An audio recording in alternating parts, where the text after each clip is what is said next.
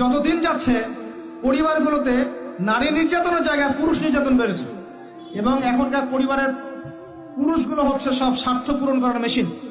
স্ত্রীর স্বার্থ পূরণ করতে হবে, মায়ের, বোনের, সন্তানের সব স্বার্থ পূরণের মেশিন সে। আর সারাটা জীবন এগুলো করার পরে শেষ বয়সে গিয়ে তাকে শুনতে হবে সে কিছুই করেনি কারণ।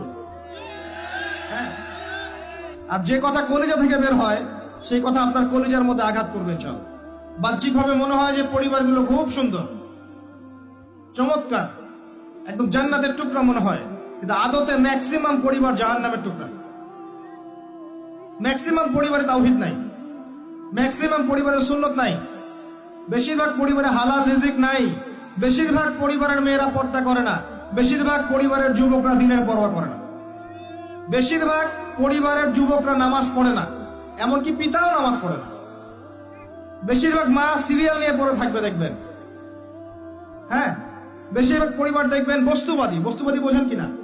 মানে দুনিয়া পূজারী, দুনিয়া পূজারী, সারাদিন দুনিয়ার ফিকির, কিভাবে আমি খাবো, সকালে চিন্তা করবো দুপুরে কি খাবো, দুপুরে চিন্তা করবো রাত্রে কি খাবো, খালি খাওয়া আর খাওয়া, খাওয়ার জন্য দুনিয়াতে এসেছে। দেখা যাবে স্বামী যদি হালাল ভাবে কিছু করতে চায়, কোনো কোনো ক্ষেত্রে স্ত্রী ফোর্স করে, দেখো না পাশের বাড়ির ভাবির কত টাকা পয়সা, কত সোনা দানা, কত ব্যাংক ব্যালেন্স, আমরা তো কিছুই করতে পারলাম না, তোমার ঘরে এসে আমার জীবনটা নষ্ট হয়ে গেল। তখন স্বামী বেচারা হারাম খেতে বাধ্য হয়, ঘুষ খেতে বাধ্য হয়, সুদ খেতে বাধ্য হয়, দুর্নীতি করতে বাধ্য হয়।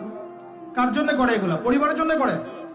একটা চোর যে চুরি করে, ওই চুরির টাকা নিয়ে এসে মেয়েকে খাওয়ায়, বোনকে খাওয়ায়, মাকে খাওয়ায়, বাবাকে খাওয়ায়, খাওয়ায় না? সহজাত প্রবৃত্তি। একটা ধর্ষক সে পর্যন্ত তার মেয়েকে কিন্তু চুমু খায়, আদর করে না?